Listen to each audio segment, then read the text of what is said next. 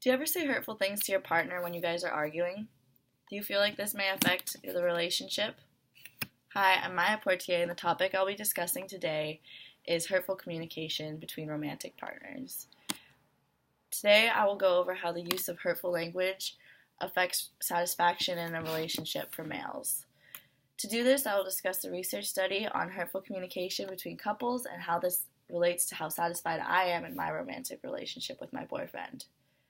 In comparing romantic perceptions of hurtful communication during conflict conversations, the authors discuss how hurtful communication and whether the partners agreed the messages were hurtful is connected to relationship satisfaction for men. Hurtful communication occurs when a message is defined by the receiver as hurtful. This is relevant to Chapter 8, Relationship De-Escalation, and there's a subsection called Relational Transgressions, and under that is Hurtful Communications, and you can find that on page 328. This lesson shows us how hurtful communication, subtle or direct, negatively affects relationship but varies depending on context.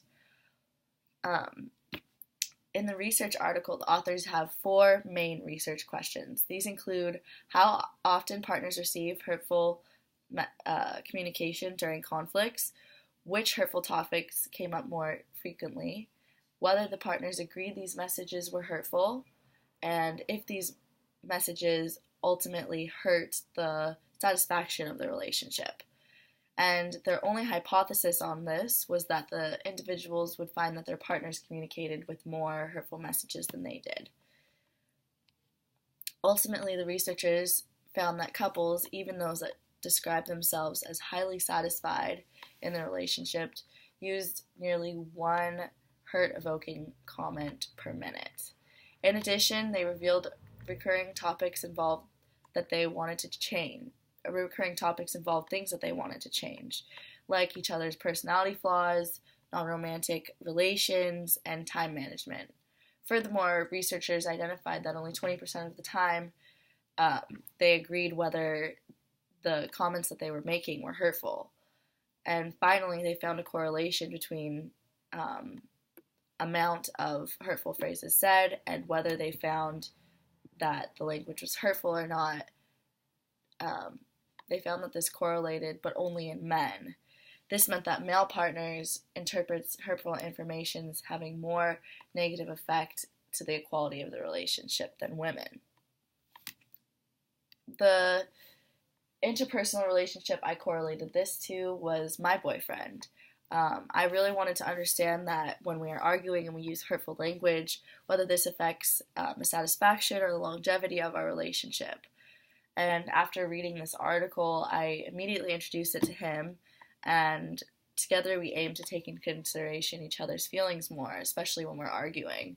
And with this in mind, we have decreased the hurtful things that we say to each other. And practicing this helped remind me that it's important to exercise restraint before using hurtful language with any interpersonal relationship.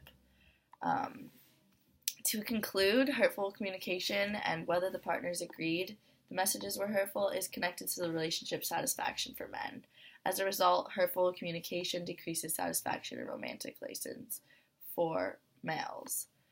I discussed how hurtful communication affects the level of satisfaction in a romantic relationship, and I used a peer-reviewed article to back this up, as well as highlighted how this has changed my personal romantic relationship with my boyfriend.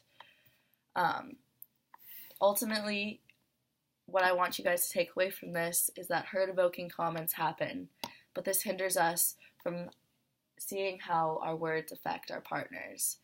And while this, in the moment of conflict, you might think that the best option is to use hurtful communication, we don't want a hurtful relationship. Therefore, it's always important to keep in mind how our partner's feeling, even when we least want to. I hope you guys have a good night.